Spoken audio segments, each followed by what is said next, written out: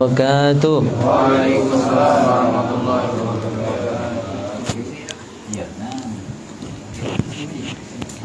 Alhamdulillah. Alhamdulillahi rabbil alamin.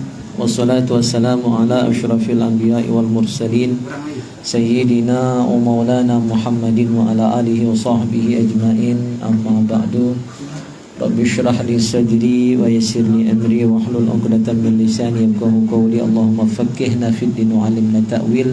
Amin ya rabbal alamin. Jamaah yang mulia, puji dan syukur mari senantiasa kita haturkan, kita persembahkan ke hadirat Allah Subhanahu wa taala, yang mana berkat nikmat dan karunia Allah, alhamdulillah syukur setelah libur seminggu yang lalu kita kembali majlis di Majelis Ta'lim Al-Maghfirah ini. Semoga rahmat Allah senantiasa tercurahkan kepada kita semua, karena dengan hadir di majlis itu sebenarnya mengundang rahmat Allah, ya. Dan insyaallah dengan hadir di majlis ini menjadi asbab, menjadi wasilah untuk melempangkan jalan kita menuju surganya Allah. Nah, sabda Nabi, man salaka tariqan yaltamisu fihi ilman sahalallahu lahu tariqan ilal jannah. Orang yang menempuh perjalanan untuk belajar, untuk ke majlis, untuk menuntut ilmu, makin jauh tentu makin bagus, ya.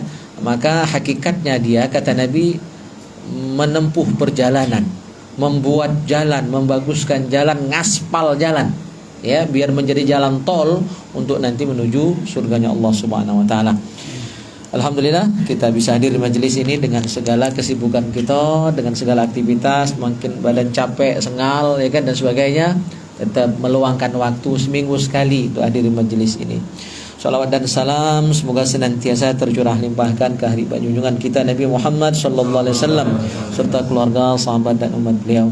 Kita awali majelis kita agar barakah, agar tercurah rahmat dan ridha Allah. Kita bacakan suratul Fatihah, terkhusus mengarang kitab yang kita bahas di majelis ini, dan semua ulama kita, guru-guru kita, orang-orang soleh dan wali-wali Allah dimanapun berada, terkhusus kita yang hadir dan seluruh keluarga besar kita, mobil khusus Sahibul Bait, ya, Pak Haji Walijas, keluarga besar, dan kita semua diberikan umur panjang dalam ketaatan, diberikan nikmat sehat wal afiat, dan dikabulkan hajat-hajat kita oleh Allah Subhanahu wa taala.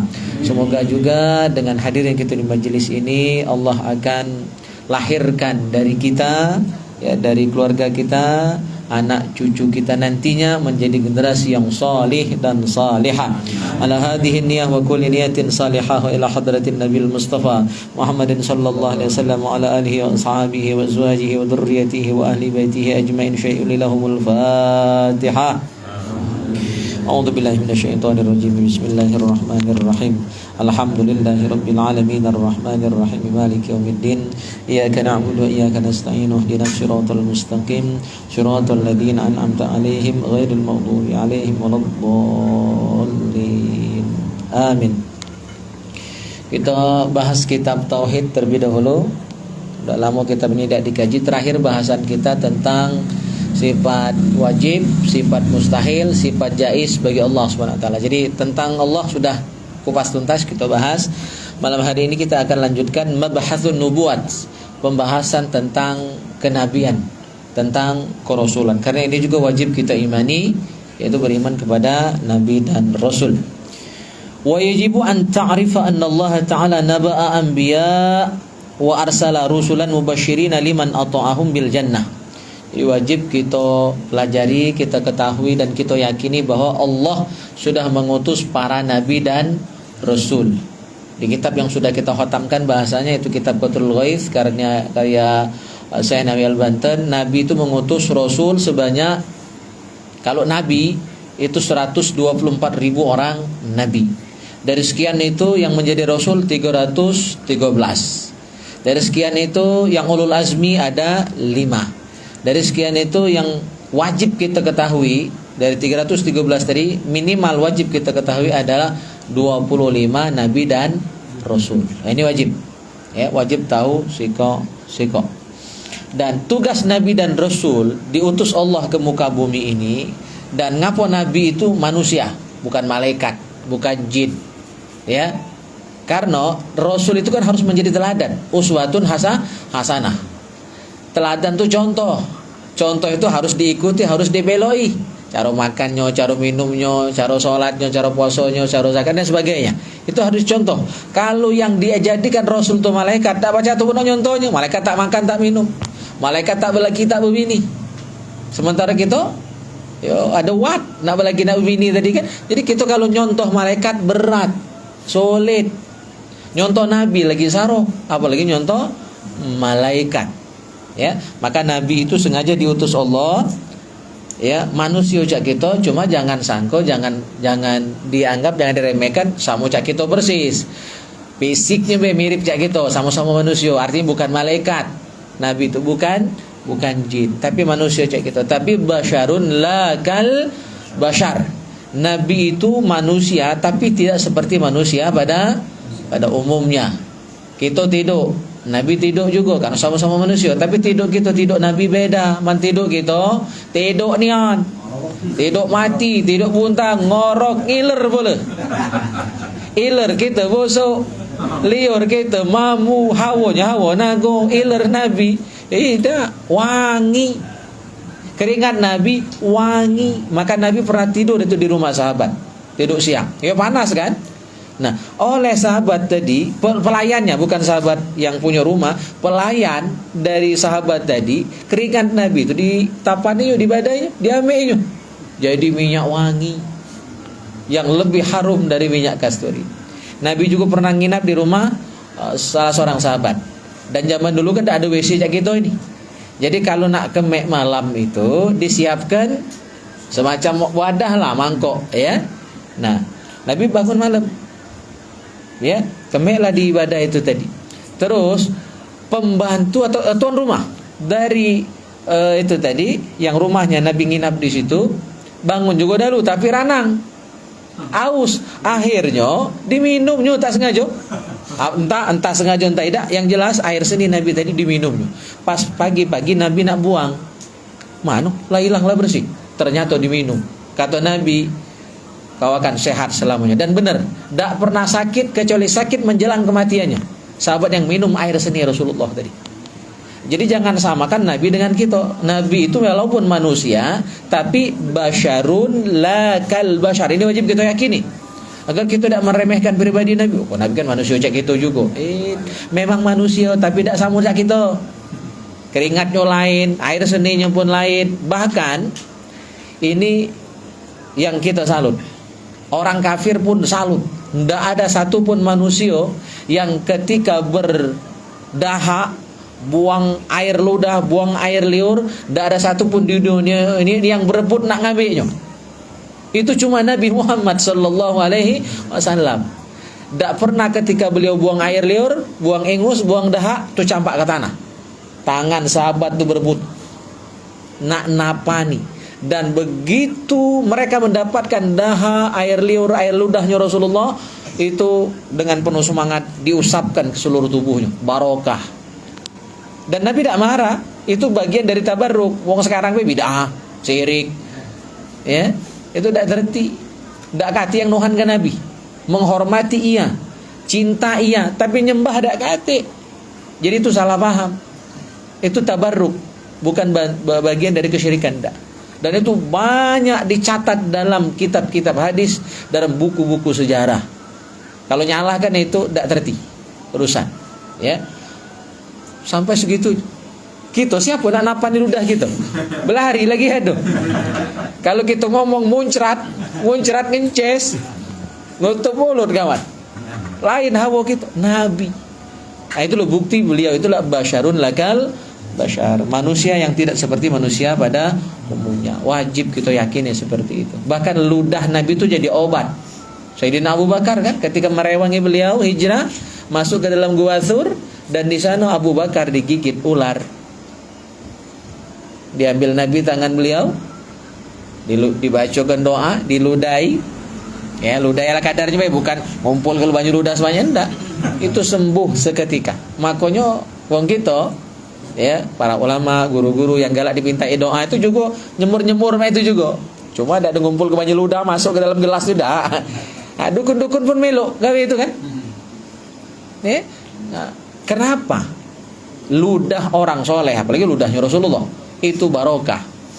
Karena lidah mulut beliau itu yang nanti akan mengeluarkan air liur, itu mulutnya itu basah dengan zikir, basah dengan sholawat, basah dengan baca Quran. Jadi mulutnya sering ngomongkan kebaikan. Maka mulut yang seperti itu ada tuahnya, ya, ada barokah. Gitu. Nah, jadi para nabi dan rasul diutus Allah ke muka bumi, apa tugasnya? Satu, mubasyirin liman ata'ahum bil jannah, memberikan kabar gembira. Ya, menyampaikan berita gembira, berita baik untuk siapapun yang taat kepada Allah.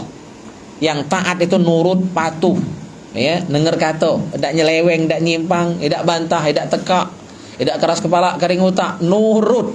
Itu taat. Semayang, suruh puasa, suruh ngaji. Ya. Nah, itu yang taat. Tugas Nabi mawa kabar bahwa siapapun yang taat, ya, bil jannah, dapat surga. Baik surga dunia ataupun surga akhirat. Surga dunia ilmu dan amal soleh, bukan belaki bebini. Enggak nyebut lang merasakan surga dunia dia. Kenapa? Lah belaki lah bebini. Ya, bisa dimaksudkan. Tapi sebenarnya kata ulama, yang dimaksud surga dunia itu adalah ilmu dan amal soleh. Jadi kata Nabi, orang yang tidak merasakan surga dunia, jangan harap bakal masuk surga akhirat. Itu yang dimaksud apa? Bukan kawin. Kalau orang kawin masuk surga, ya orang kafir juga kawin. Kan itu. Jadi yang dimaksud, ya, surga dunia dalam doa kita galak itu Rabbana atina fid dunya hasanah wa fil akhirati hasanah wa qina adzabannar. Hasanah di dunia itu bukan kawin. Walaupun lemak kawin itu doli, ini mana sih yang bujang-bujang tuh kan? Makanya ini musim kawin ini, ya, udah lebaran ini, undangan paling banyak kan gitu, bener, ya. Tapi yang dimaksud kata Imam Al-Ghazali, surga dunia itu adalah ilmu dan amal soleh. Jadi nyambung dengan hadis Nabi tadi, yang tidak merasakan surga dunia, tidak akan merasakan surga akhirat. Maksudnya apa? Yang tak punya ilmu, yang tak punya amal soleh, jangan harap bakal masuk surga akhirat. Gitu. Ya. Jadi yang berhak masuk surga akhirat yang punya ilmu. Dan ilmu tadi diamalkan, jadi amal soleh, bukan cuma dicakap gebe. Itu masuk neraka justru. Ilmu dan amal soleh.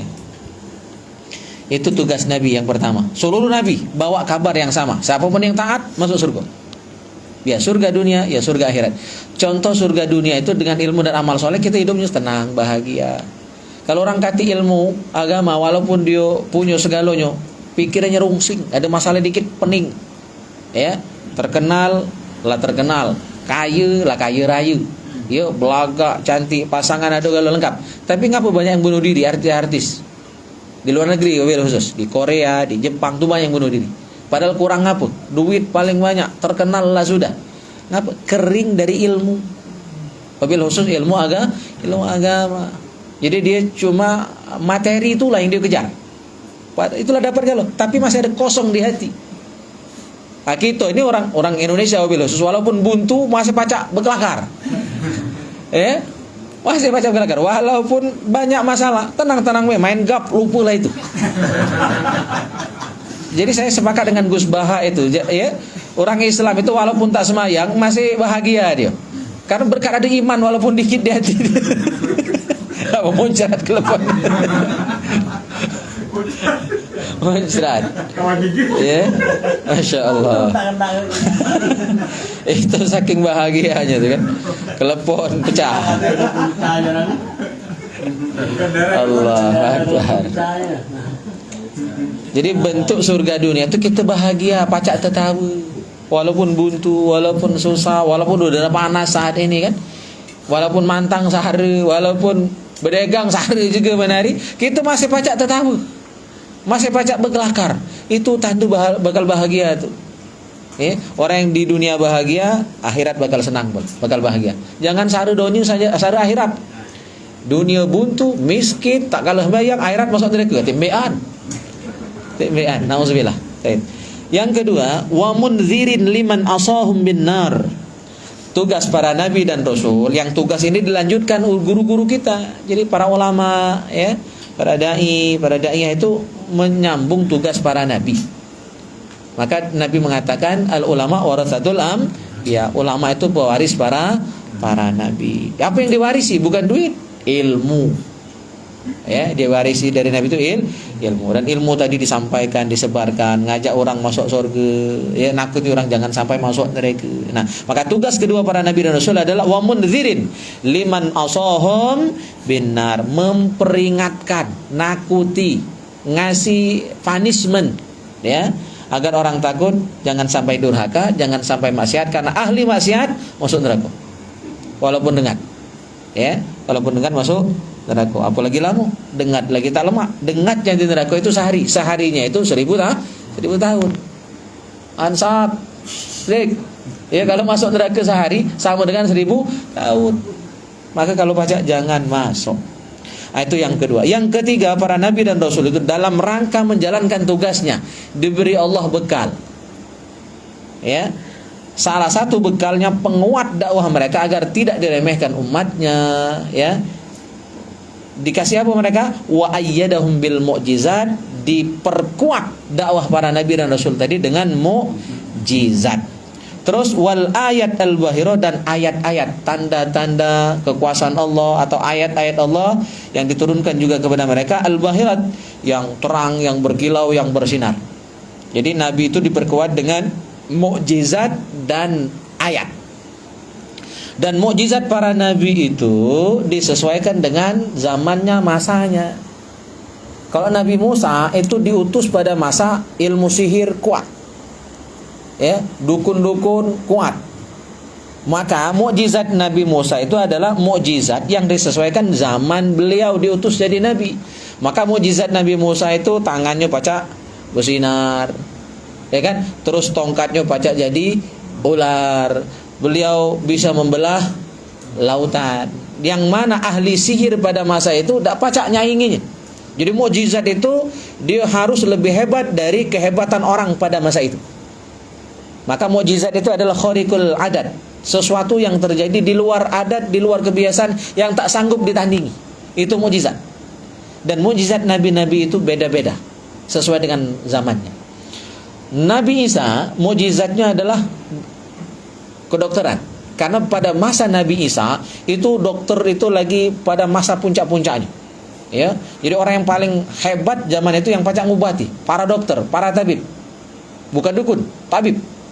Sehingga mukjizat Nabi Isa pacak nyembuhkan orang sakit seketika, orang buta, bahkan buta sebawaan lahir, itu diobatin Nabi Isa sembuh seketika. Tidak kaki dokter, sampai sekarang pun tidak ada yang sanggup model lain. Ya, orang yang sakit parah, sakit menahun, sembuh seketika. Bahkan orang mati pun pacak dihidupkan lagi. Itu mukjizat Nabi Isa. Jadi mengalahkan ilmu kedokteran yang tumbuh pesat pada masa itu.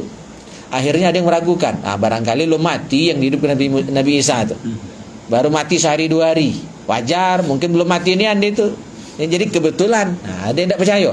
Oke, kata Nabi Isa, tunjuk siapa yang sudah meninggal ribuan tahun. Akhirnya umatnya yang tidak percaya tadi nunjuk makam Sam bin Nuh. Sam bin Nuh itu anaknya Nabi Nuh alaihissalam. Berarti udah berapa abad itu dari Nabi Isa? Udah ribuan abad. Ya, ditunjuklah makam makam Sam bin Nuh. Beliau berdoa, munajat kepada Allah, tentu yang menghidupkan bukan Nabi Isa, Allah Subhanahu wa taala. Hidup kembali Sam bin Nuh. Dan ketika dia hidup, rambutnya langsung berubah. Padahal uban itu belum ada pada masa beliau. Gara-gara apa? Mendengar suara Nabi Isa tadi yang membangkitkan beliau, dan beliau merasa itu sudah kiamat. Saking takutnya, rambutnya ngejut berubah. Sam bin Nuh tadi hidup kembali untuk membuktikan bahwa mukjizat Nabi Isa bisa menghidupkan orang mati, bahkan yang sudah ribuan tahun meninggal pun bisa dihidupkan kembali atas izin Allah Subhanahu wa taala. Nah, Nabi Muhammad diutus pada masa kapan? Pada masa ahli sastra, ahli balaghah, ilmu tentang ngolah kata itu ya lagi berada pada puncaknya. Jadi orang Arab tuh hobi buat syair, hobi buat kalimat yang indah, buat pantun, buat sajak, ya. Jadi itu ahli balaghah, ahli sastra lagi tumbuh berkembang pada masa itu. Bahkan ada perlombaan setiap tahun di pasar Ukas, orang Mekah itu punya lomba buat syair, ngarang syair. Dan syair terbaik akan ditempel di dinding Ka'bah, yang akan membuat bangga sang penyair dan sukunya, kabilahnya, gitu. Dan hadiahnya besar. Nah, oleh karena perkembangan sastra pada masa itu berkembang pesat, maka mukjizat Nabi Muhammad yang paling utama, yang paling unggul, nomor satu adalah Al-Quranul Karim, yang tak pacak disaingi ahli bahasa manapun saat itu. Bahkan Al-Quran nantang, kalau sanggup buat satu surah, tak sanggup satu ayat nih jadilah. Tidak ada yang sanggup. Nah, tapi sebenarnya Nabi Muhammad punya mukjizat seluruh nabi yang lain. Ada 124.000 orang nabi, masing-masing punya mukjizat minimal satu, bahkan lebih dari situ. Nah, seluruh mukjizat nabi tadi ya ada juga pada Nabi Muhammad sallallahu alaihi wasallam. Ngobati, mukjizat Nabi Isa. Nabi pun bisa ngobati. Contohnya Abu Bakar yang disengat ular, gigit ular, sembuh seketika. Menghidupkan orang mati, mukjizat Nabi Isa. Nabi Muhammad pun bisa. Dalam riwayat Khosais, kitab Khosais, beliau diriwayatkan membangkitkan kembali ayah ibunya untuk bersyahadat. Maka menurut keyakinan Ahlussunnah wal Jamaah, ayah ibu Nabi masuk surga, bukan ahli neraka. Ya, gitu.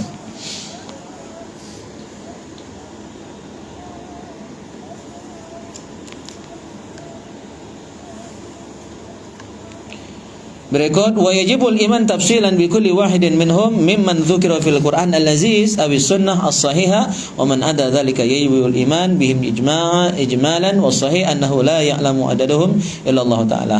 Jadi kita wajib mengimani para nabi dan rasul. Minimal yang berapa tadi? Yang selawi. Yang 25 itu wajib kita imani dan wajib tahu siko-siko. Minimal ketika disebut nama Nabi Ibrahim kita tahu itu nabinya. Ya, ketika ditanya Musa itu siapa? Oh, itu Nabi Musa alaihissalam. Kita tahu. Ya, secara singkat.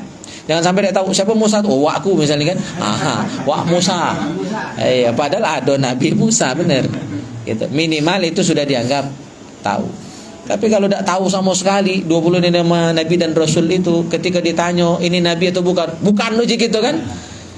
Itu masalah itu imannya. Ya, masalah itu masih imannya. Jadi wajib mengimani seluruh Nabi dan Rasul. Untuk yang jumlah banyak tadi secara global saja. Tapi yang 25 itu wajib tafsil, wajib tahu siko. Ya. Wa yajibu 'alaika an ta'rifa annahu yajibu lirrusul as-sidq fi jami'i aqwalihim sawa'un kanat syar'iyyah aw 'adiyah. Wajib kita yakini seluruh Nabi dan Rasul itu adalah orang yang sidik. Orang yang jujur, yang benar, tak pernah pemohong, tak pernah mudi ke walaupun bergelakar. Tubuhnya sama bergelakar itu mudi gitulah. Muat tahu mudi ke bergelakar, mencarut. Nabi juga bergelakar tapi tidak bohong, tapi tidak mencarut. Ya, ini ahli kelakar sebelah tu. Boleh berkelakar tapi jangan bohong, jangan mencarut, jangan dosa, intinya begitu. Ya. Jadi Nabi wajib kita yakini orang yang paling jujur sedunia. Seluruhnya, bukan cuma Nabi Muhammad, seluruh Nabi dan Rasul paling jujur, tidak pernah bohong sedikit pun. Baik urusan syariat ataupun urusan adat, bukan hukum, seluruhnya. Ya.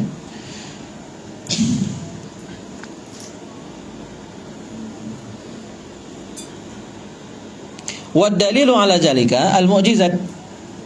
Dalil atas kejujuran para nabi itu adalah mukjizat. Wa hiya amrun khariqun lil adat, yaitu perkara yang di luar adat, di luar kebiasaan. Yakhluquhullahu 'inda da'war risalah, yang diciptakan Allah ketika nabi tadi berdakwah menyampaikan risalah. Ma'a adami mu'aradatihi bimithlihi, dan tidak saling bertentangan.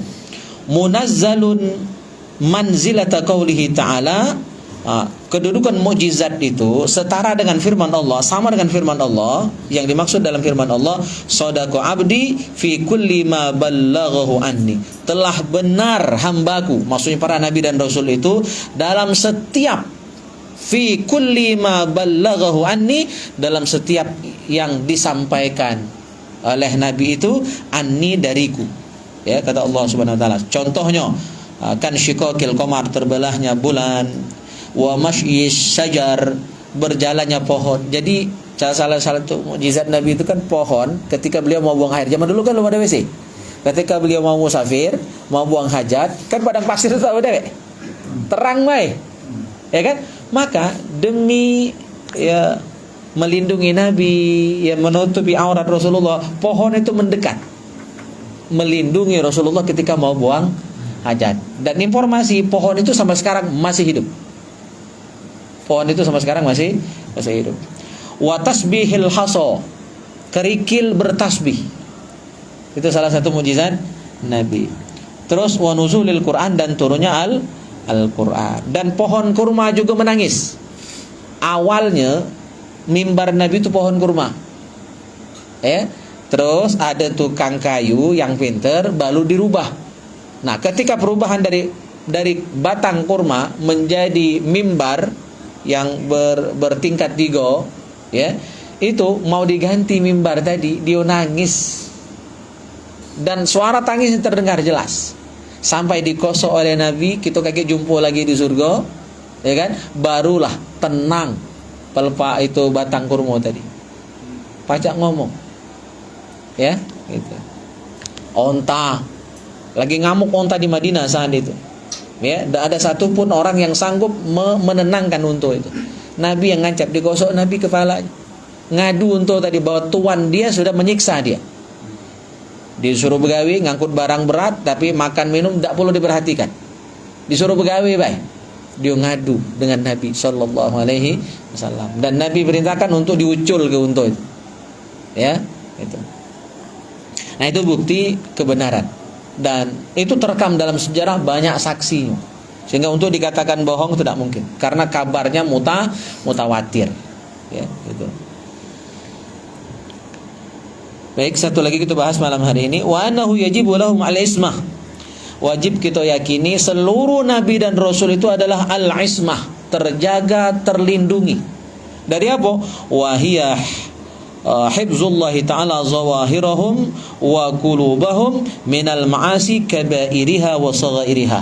Seluruh nabi dan rasul itu terjaga, terlindungi dari segala bentuk kemaksiatan, baik maksiat lahir ataupun batin, baik dosa besar ataupun dosa kecil. Maka jangan pernah sebut Nabi itu berdosa walaupun dosa kecil. Salah satu misalnya yang sering disebut secara salah itu Nabi Adam dan Siti Hawa. Itu bukan dosa, itu bukan salah, itu memang sudah skenario.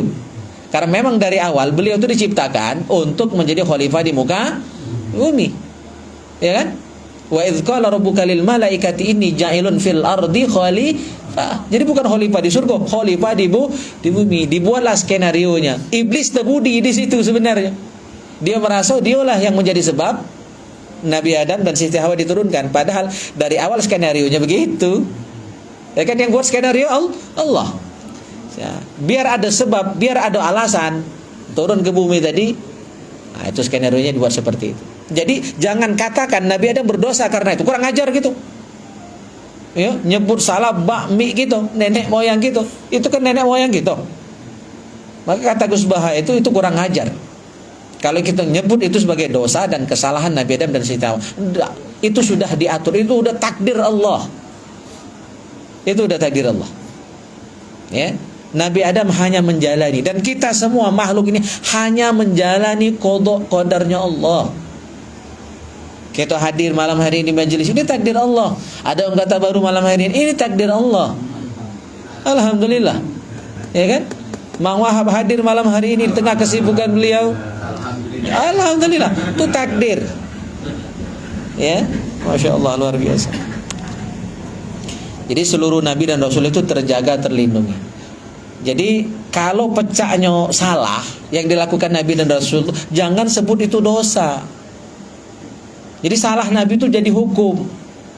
Contoh, Nabi pernah sholat asar atau sholat zuhur. Dalam Bukhari itu periwayatnya lagu antara sholat zuhur atau asar. Baru 2 rakaat Nabi langsung salam. Sudah salam langsung keluar. Sahabat bingung. mak mana sholat hari ini? Ya kan? Nak nanyo tak berani. Segan kan? Seluruh sahabat tu tak ada yang berani. Sahabat-sahabat utama, Sayyidina Abu Bakar, Sayyidina Umar, Sayyidina Utsman, Sayyidina Ali, tak ada yang sanggup berani. Dah lemak kan? Guru, salah ini. Mak mana nak nanyo? Ya? Gitu. Akhirnya, nah, beruntunglah ada orang yang nyemela.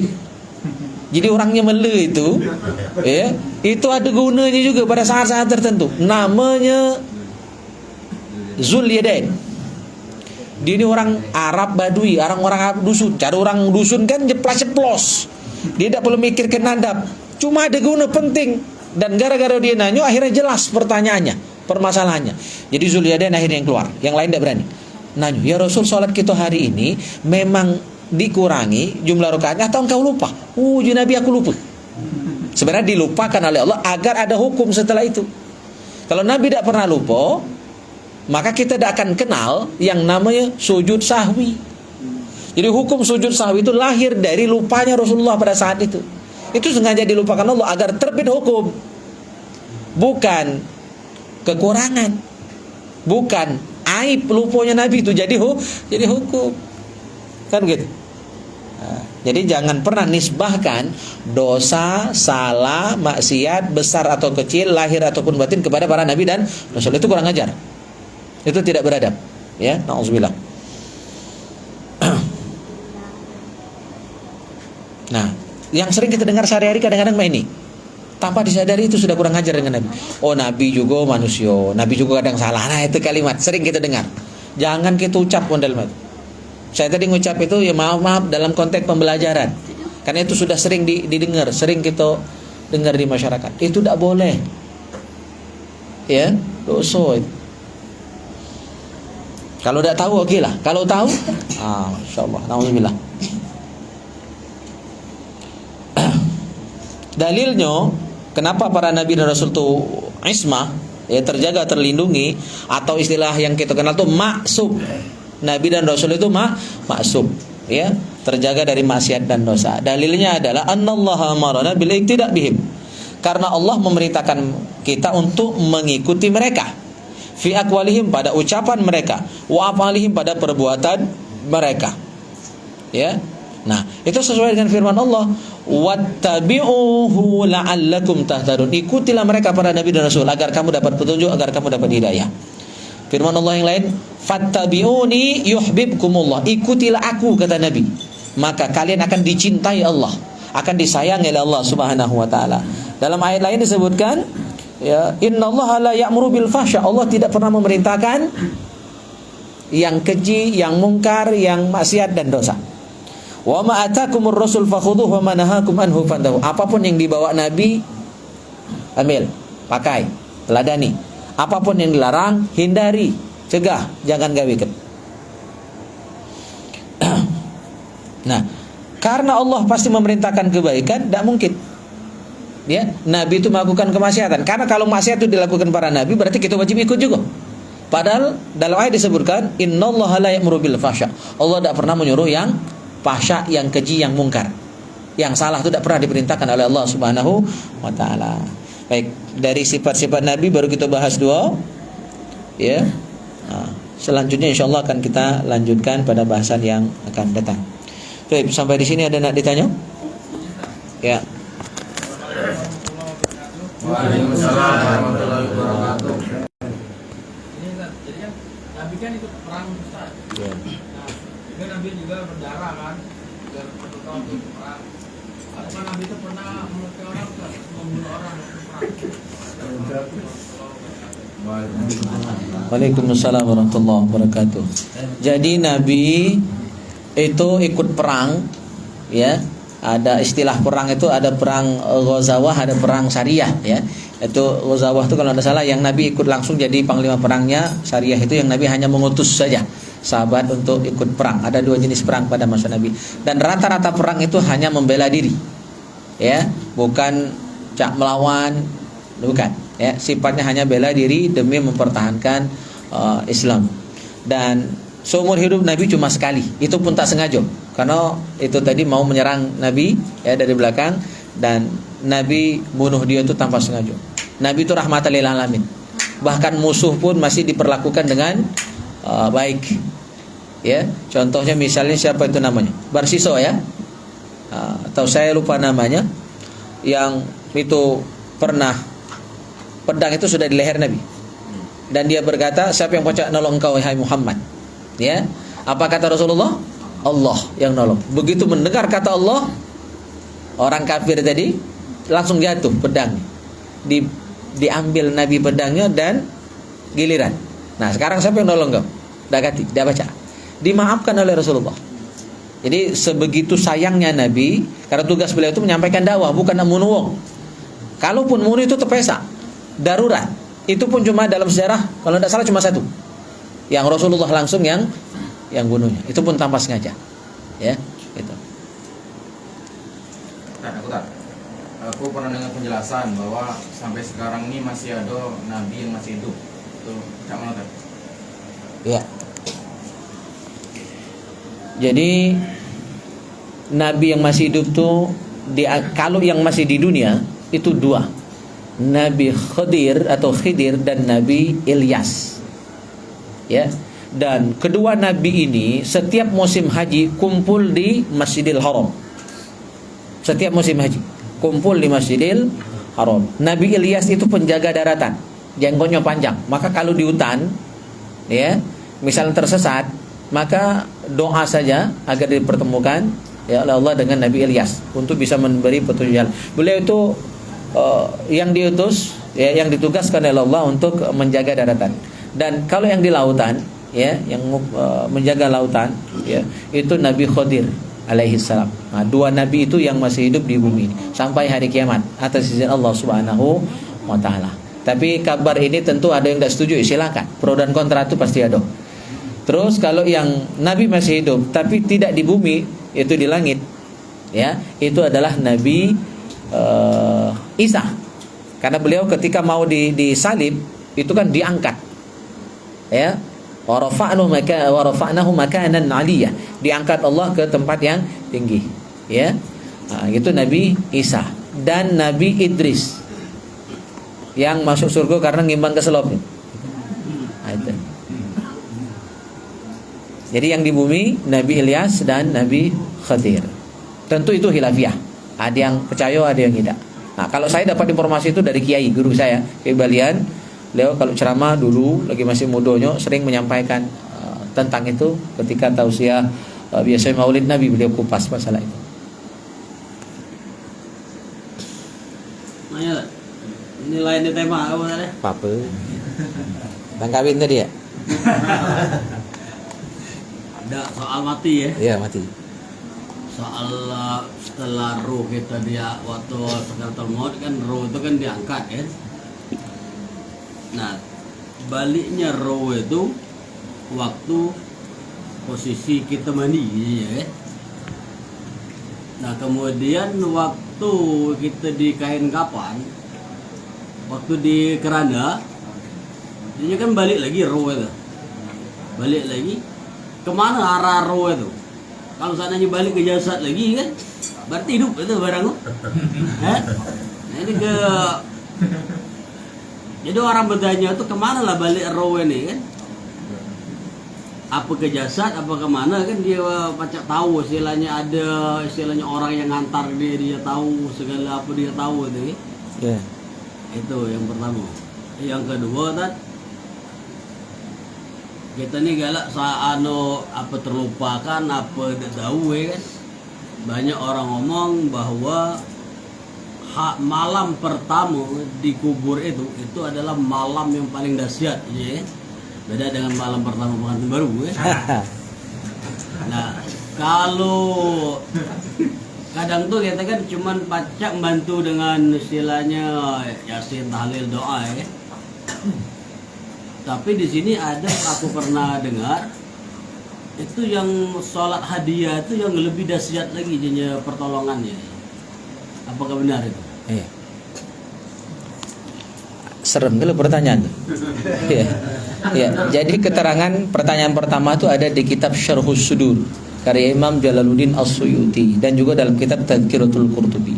Jadi begitu kita meninggal dunia, makna meninggal itu, makna mati itu adalah pisahnya ruh dengan jasad. Tapi ruh itu belum langsung balik, tidak mudah nak langsung balik. Nak innalillahi wa inna ilaihi rajiun itu. Jadi selama 40 hari, 40 malam ruh itu masih di sekitar rumah dia itulah. Maka dia tahu, dia melihat ketika orang memandikan. Jadi bukan masuk lagi ke jasad, masuk jasad hidup lagi berarti. Jadi di luar jasad, tapi dia mantau, dia tahu ketika kita memandikan, mengkafani, ya, sampai kita tahlilan tiap malam tuh dia tahu. Ya, bahkan orang yang ngupatkan dia ketika mikul jenazah itu, kan ada yang ngupat ke mayit itu. Dia dengar upatan gitu. Dia dengar, ya Allah, si anu itu masih luar piye dengan aku dah mati padahal. Maka tidak boleh ngupatkan orang yang sudah meninggal dunia. Kata Nabi, fa innahum qad afdau, mereka udah selesai. Maka kita pun harus move on juga. Jangan masih lanjut ngupat ke dia itu. Sejahat apapun dia, stop. Kelar, dengan urusan dia dengan Allah. Kita berdoa, kita berharap agar dia diampuni walaupun dia banyak salah. Walaupun preman mati, doakan tetap doa Allah, Allahumma ighfir lahu. Jangan doa ngenyak ke dia, ya Allah masuk lagi neraka. Tidak boleh, kurang ajar gitu. Ya, selesai. Fa innahum qad afdau. Jadi mereka tahu itu bukan karena masuk dalam jasad. Karena selama 40 hari 40 malam, makanya inilah asal usul kenapa ulama kita menganjurkan, ya, sampai 40 hari berdoa. Kini kita kan bergelang-gelang. 1, 2, 3. Langsung kaki 7 bergelang kan. Kalau di balai masih 1, 2, 3 sampai 7 tuh tiap malam. Itu bagus. Nah, stop 7 nyambung ke 40. 40 stop nyambung ke 100 misalnya kan, nyambung ke 1000. Sebenarnya 1 sampai 40 itu doa nian tiap malam. Kalau tak galang ngajak orang, kan orang repot, minimal 7 malam. Ahli warisnya, keluarganya, anak cucongnya, itu persis 40 hari 40 malam. Itu sebenarnya yang paling bagus. Bukan bergelang-gelang. Karena memang ruh almarhum itu masih keliling di rumah selama 40 hari 40 malam. Nah, sudah habis lepas 40 hari, ruhnya ngelilingi kuburan selama setahun. Setelah setahun barulah dia balik ke tempatnya masing-masing. Ya. Ya. Nah, innalillahi itu baru setelah itu. Nah, terutama malam pertama itu yang paling berat. Ya, oleh karena itu bantuan kita kepada orang yang sudah meninggal dunia itu tidak kata lain, doa dan amal soleh, sedekah. Karena dalam riwayat disebutkan seandainya orang mati itu hidup lagi, amal yang akan dia lakukan adalah sedekah. Maka isi takziah gitu itu kan ada sedekah, bukan cuma doa, bukan cuma ngaji, bukan cuma zikir, doa, tapi ada sedekah, ada makan minum yang dihidangkan. Itu bagian dari sedekah. Yang pahalanya kan besar. Nah, pahala itu kita hadiahkan kepada orang yang kita takziah pada malam hari itu. Ya, kita hadiahkan kepada almarhumah. Nah, termasuk salah satu fasilitas yang sudah disiapkan Allah, ya, dan itu ada riwayatnya dalam kitab Nihayatuz Zain halaman 111. Penyusun kitab itu adalah Syekh Nawawi Al-Banten. Di halaman 111 ada riwayat tentang salat hadiah. Ya, salat hadiah. Fadilah salat hadiah itu insyaallah almarhum itu nanti akan direwangi oleh malaikat yang akan menemani dia sampai hari kiamat. Dan insyaallah akan diringankan. Ya, bahkan bisa dilepaskan dia dari hukuman dia. Kalau di salat hadiah itu diterima. Ya, itu. Jadi salat hadiah itu memang ada keterangan dalam kitab Nihayatuz Zain halaman 111. Gitu. Saya bawa kebetulan kitab. Tadi ngajar di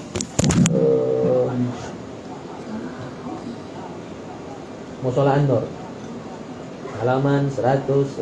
Cuma belum sampai bahasan itu. Kita baca keterangan biar jelas ya. 111. Salat hadiah. Mana salat hadiah?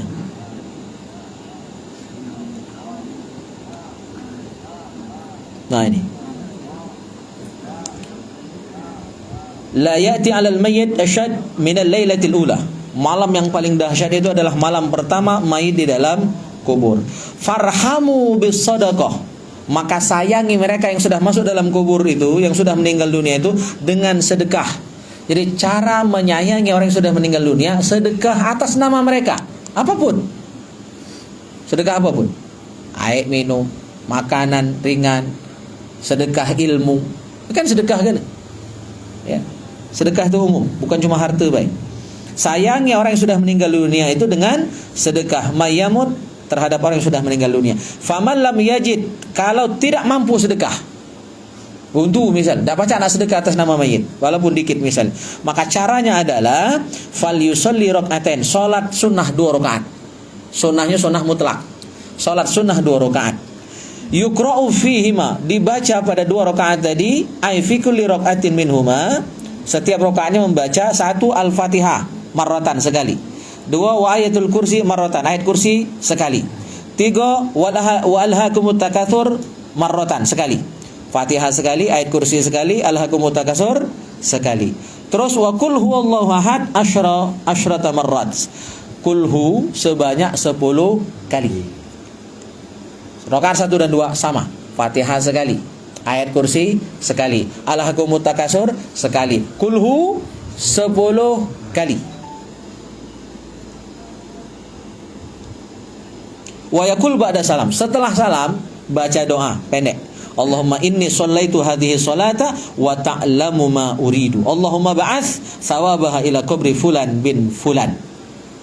Ya Allah, aku sudah melaksanakan sholat ini dan engkau tahu niatku, engkau tahu tujuanku. Sampaikan pahala sholatku ini ya Allah kepada fulan bin fulan. Doa itu dibaca setelah sholat. Ada riwayatnya. Oh, ini kitab ini. Oh.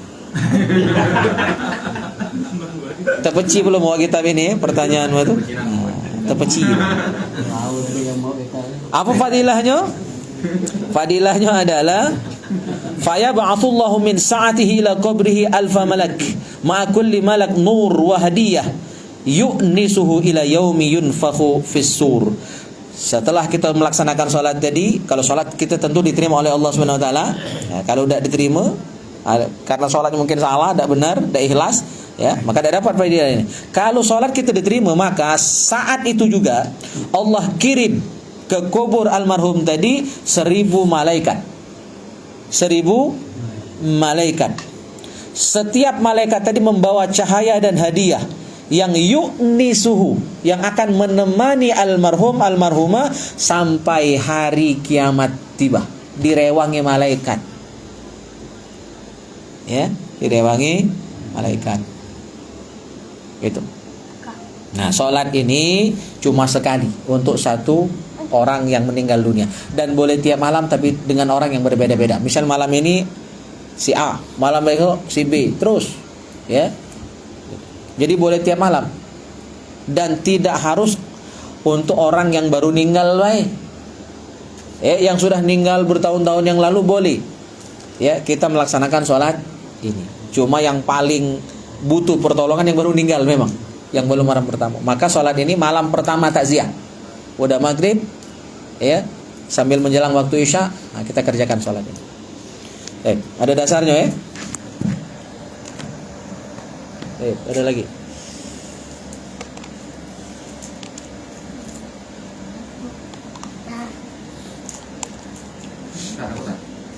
Tentang nabi-nabi kan.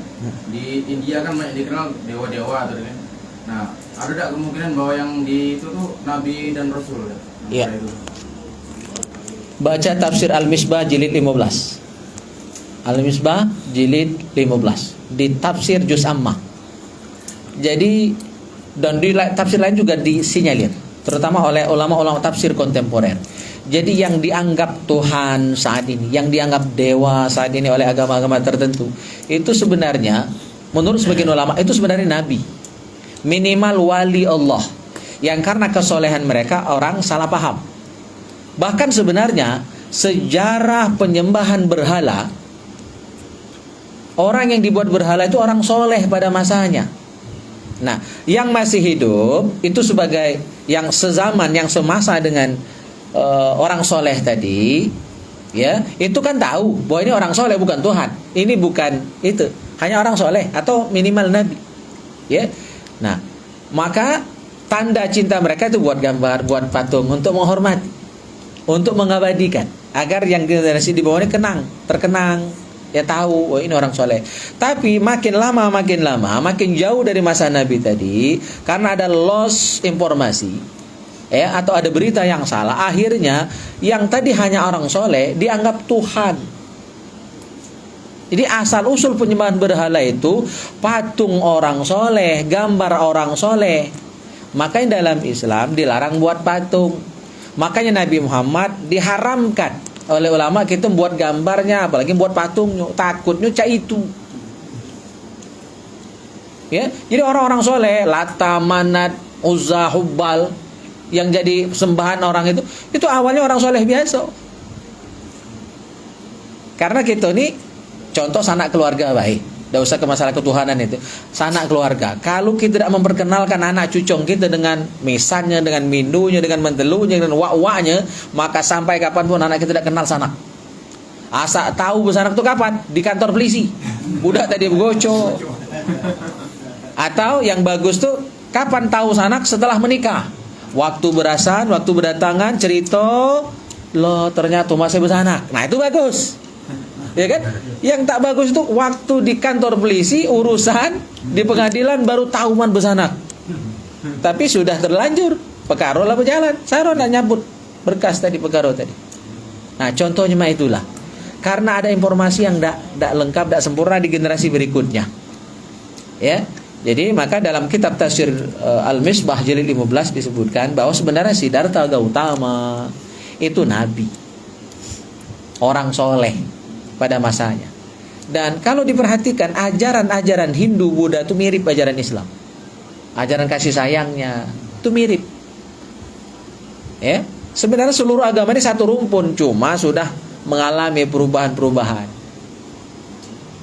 Ya, kan kita seluruh manusia ini berasal dari Nabi Adam. Nabi Adam tuh bawa risalah ya tauhid. Seluruh nabi yang berjumlah 124.000 orang nabi itu seluruhnya bawa risalah yang sama. Cuma karena perubahan zaman, ya, berubah, ya, itu. Baik, jelas ya. Tapi itu baru tebaan, ya. Dalilnya, faktanya secara pasti agak sulit. Tapi melihat ajarannya ada kemiripan. Tapi tidak kati untung ruginya juga gitu kan, ngurusi hal itu, kan? Dan nama iman juga. Ya, cukup urusan kita kitab-kitab inilah, belajar tauhid, belajar fikih, belajar itu ya, jalan Islam baik dengan baik dan benar. Baik, ada lagi. Yang pertanyaan tadi kan tidak disunahkan pakai doa istiftah ya Ustaz? Tetap sunnah. Doa iftitah itu cuma sikok yang tidak dipakai. Salat jenazah itulah. Ingat itu prinsipnya. Seluruh solat selain solat jenazah pakai doa iftitah, walaupun tidak disebut dalam pembahasan. Tadi kan tidak disebut karena dimaklumi, pasti paham itu maksudnya. Cuma siko di luar siko itu baca galau. Cuma siko yang tidak doa iftitah solat jenazah, yang lain baca galau.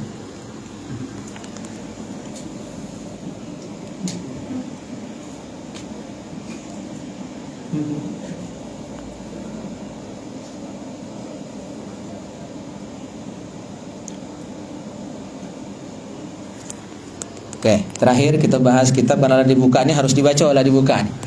Kitab Minhajul Qasidin. Kita lanjut bahasan yang agak serem kemarin. Ini sebenarnya nampar diri dewe ini. Kalau udah benar ya. Wa qala ba'dus salaf ashaddun nas nadamatan indal maut alimun mufarritun. Kata ulama salaf, orang yang paling menyesal ya ketika matinya nanti, paling nyesal ya ketika matinya nanti adalah alimun mufarritun, orang alim yang menyalahgunakan ilmunya, orang alim yang lalai dengan ilmunya. Ngeri aku, jangan-jangan aku yang ini. Itu makanya ini nepak air di dulang ini, kalau tidak benar mercik muka dewe. Dan saya baru pulang musabakoh, dan di arena musabakoh itu ini terjadi. Nauzubillah, ngeri kita. Kadang-kadang demi membela kontingannya, kafilahnya harus berbuat curang dalam urusan musabaqah. Yang seharusnya menang dikalahkan, yang harus kalah dimenangkan, main nilai. Ya, itu hado loh ternyata di musabaqah. Ngeri-ngeri sedap gitu. Makanya saya berkali-kali sampaikan hadis Nabi dan itu sudah terbukti. Apa kata Nabi? Aktsaru munafiqi hadhil ummati qurra'uha. Yang paling banyak munafiknya di antara umatku itu para qori'nya. Yang pacak ngaji itu banyak munafik kata Nabi. Kalau tidak sesuai dengan amal, pacak ngaji, hafal Quran, ngaji bagus tapi akhlak tak terkeruat, atau masih bermain-main, kan berarti tidak jujur itu. Yang menang dikalahkan, yang kalah dimenangkan tuh terjadi loh di dunia musabaqah. Allah ngerendah gitu. Kalau kita kan selurusan baik. Ya, kalau saya jadi dewan hakim, jadi dewan juri, ya berupaya untuk jujur. Contoh, yang menang hadis mewakili kecamatan Banyuasin 3, ya tingkat kabupaten kemarin, itu seluruhnya anak didik latihan saya. Alhamdulillah 4-4-nya juara 1 tingkat kabupaten. Saya hanya kasih informasi, ya, saya hanya melatih, saya hanya nyimak hafalan mereka, ya. Nak menang Pak Yuda sudah, dan saya tidak kasih bocoran soal. Yang buat soal saya loh. Seharusnya kalau saya tidak jujur, nah ini kan murid dewe ya kan, bocor gue soal ke dia ada ya. Tidak perlu repot-repot ngapal 100 hadis yang pakai sanad, tidak perlu repot-repot ngapal 500 hadis yang tanpa sanad. Bocor gue soal. Tapi kan tidak. Jadi mereka murni menang. Walaupun ketika di provinsi mereka tidak dapat satu pun. Ya, tidak dapat satu. Itu terjadi. Nauzubillah. Ngeri gitu.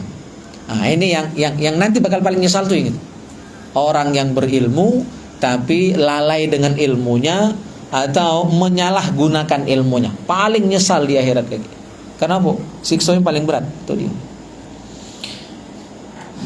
Allahu Akbar.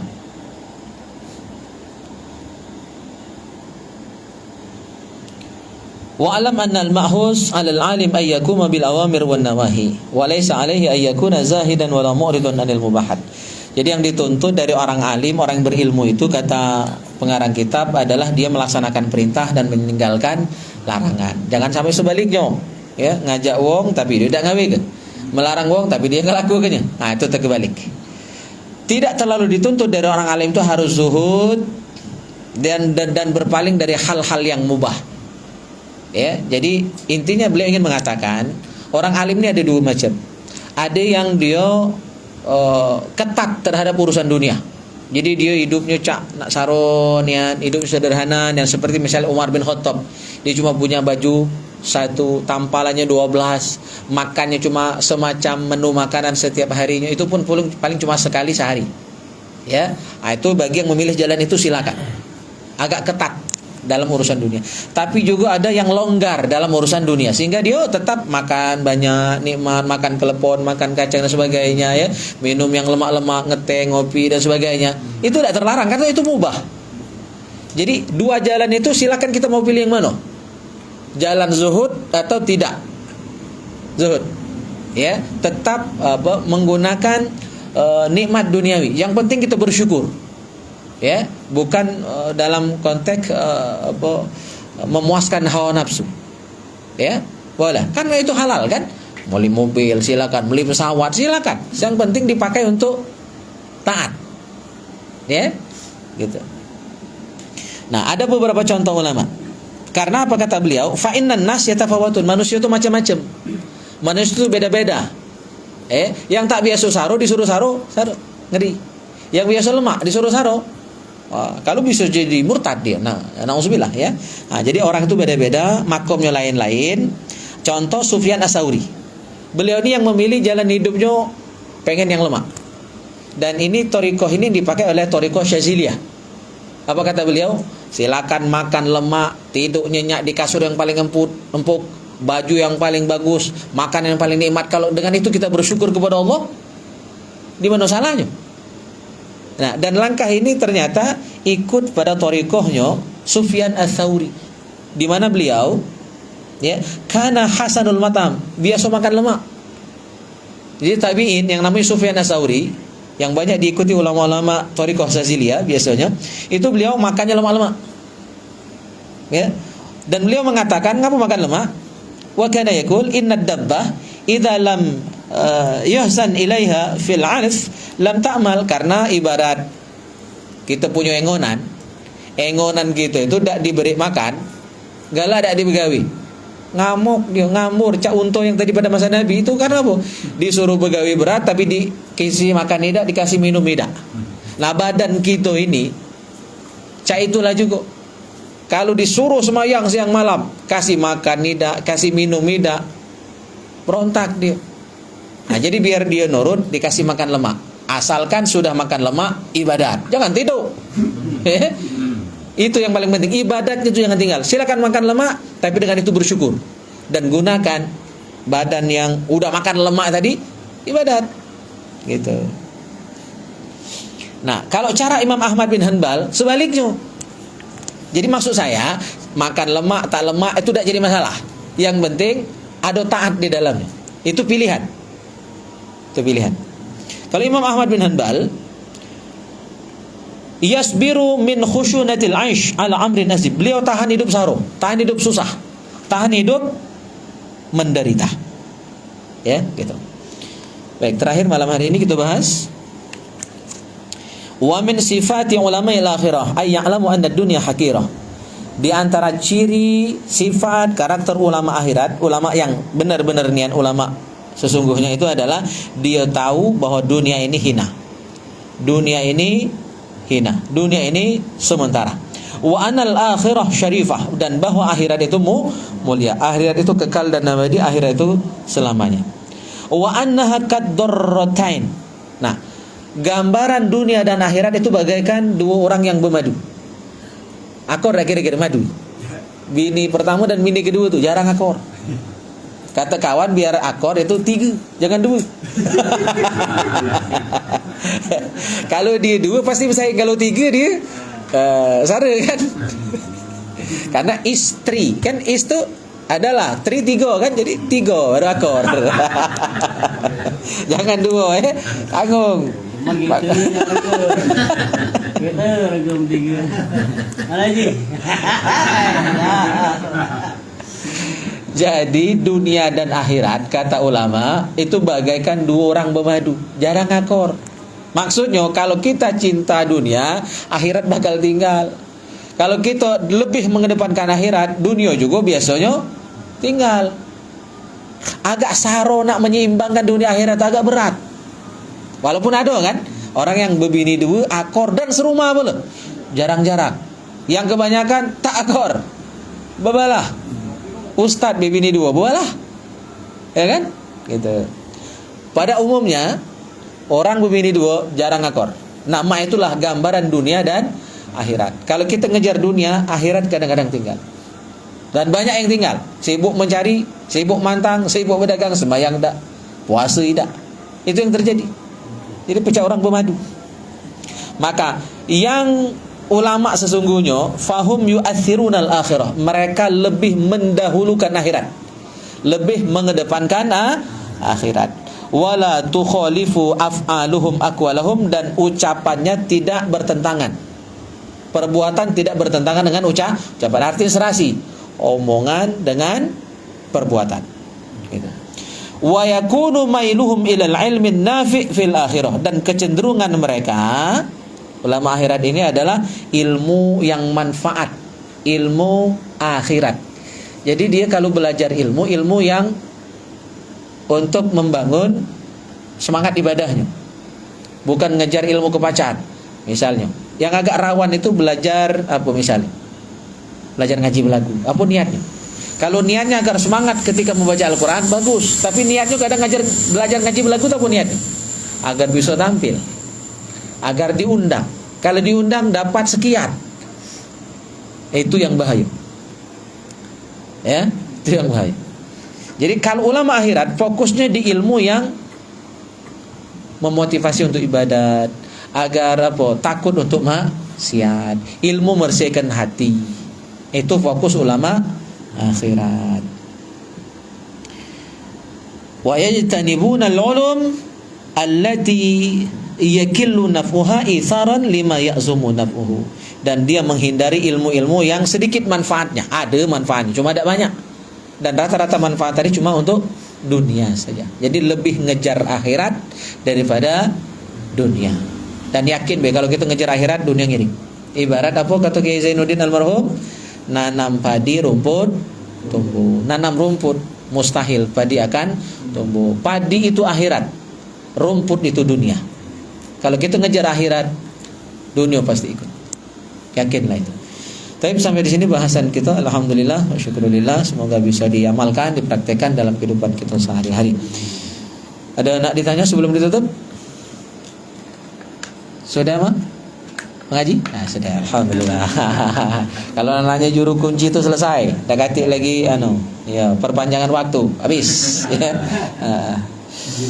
Baik, kita tutup dengan doa kafaratul majlis. Subhanakallahumma bihamdika asyhadu an la ilaha illa anta astaghfiruka wa atubu ilaik. A'udzubillahi minasyaitonir rajim. Bismillahirrahmanirrahim. Alhamdulillahirabbil alamin. Allahumma shalli wa sallim ala sayyidina Muhammad wa ala ali sayyidina Muhammad. Allahumma barik lana fi auladina wahfazhum wa la tadurruhum warzuqna birrahum. Rabbana hab lana minas solihin. Rabbana hab lana minas solihin. Rabbana hab lana minas solihin. Rabbana hab lana min azwajina wa dhurriyyatina qurrata a'yun waj'alna lil muttaqina imama. Rabbana taqabbal minna innaka antas samiul alim wa tub alaina innaka antat tawwabur rahim. Rabbana atina min ladunka rahmatan wa hayyi' lana min amrina rashada. Rabbana atina fid dunya hasanah wa fil akhirati hasanah wa qina adzaban nar. Sallallahu ala khairi khalqihi Muhammadin wa ala alihi wa sahbihi ajma'in. Walhamdulillahi rabbil alamin. Taqabbalallahu minkum.